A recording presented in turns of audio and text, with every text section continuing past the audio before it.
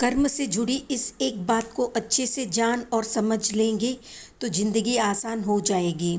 सारी निराशाएं, आरोप प्रत्यारोप, झगड़े लगभग खत्म से हो जाएंगे। कर्म से जुड़े कुछ एक सिद्धांतों को नहीं समझने के कारण मन में एक आक्रोश व खींच बनी रहती है।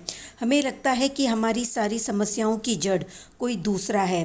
किसी दूसरे के कारण हमारी ज़िंदगी तबाह हो गई है। किसी दूसरे के कारण हमारा नुकसान हुआ है। किसी दूसरे के कारण संबंध टूटे हैं। किसी दूसरे ने सब कुछ छीन लिया है। किसी दूसरे के कारण आज कोई सड़क पर है, इत्यादि कई सारी समस्याओं का समाधान हम कर्मवाद से कर सकते हैं। कर्मवाद को अच्छे से समझ लेने के बाद ये जो शब्द है कोई दूसरा, इस पे हमारा ध्यान ज़्यादा नहीं रहेगा और सारा ध्यान खुद पर आ जाएगा। कर्मवाद को नहीं समझने वाले हर बात का जिम्मेवार दूसरों को ठहराते हैं, पर जैसे ही ये बात समझ आती है कर्मों को करने वाला और भोगने वाला व्यक्ति खुद ही है, तो सारा ध्यान खुद पर, खुद के कार्यों पर और खुद के आचरण पर रुक जाता है। हम ही हैं हमारी सारी समस्याओं के मूल कारण। हमने ही बोए हैं कर्म के बीज, जाने अनजाने किसी एक जन्म में, जिसका फल अभी वर्तमान जीवन में मिल रहा है।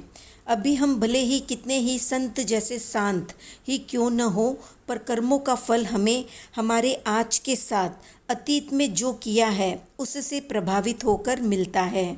इसलिए हम सोचते ही रह जाते हैं कि अभी तो मैं इतना अच्छा हूँ, किसी का बुरा नहीं कर रहा हूँ, पर मेरे साथ सब कुछ बुरा क्यों हो रहा है।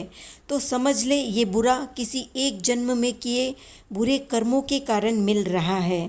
उस जीवन में कर्म करने में हम स्वतंत्र थे, इसलिए कर्म कर दिया, पर फल भोगने में हम परतंत्र हैं।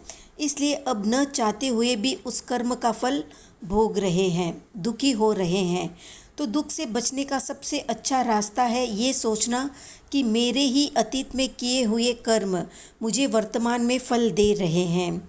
ये बात जितनी जल्दी समझ आएगी उतनी ही हमारी ज़िंदगी पटरी पर आ जाएगी, जीवन में जागरूकता आ जाएगी। सारे बुरे कर्म अपने आप रुक जाएंगे, क्योंकि हमने अच्छे से समझ लिया है खुद करो खुद भरो। और जब खुद करके खुद ही भरना है तो कोई बुरा कर्म करेगा ही क्यों। तो आप में से कितने लोग कर्मवाद को मानते हैं, कमेंट में बताएं। वीडियो पसंद आया तो लाइक शेयर सब्सक्राइब कर दें।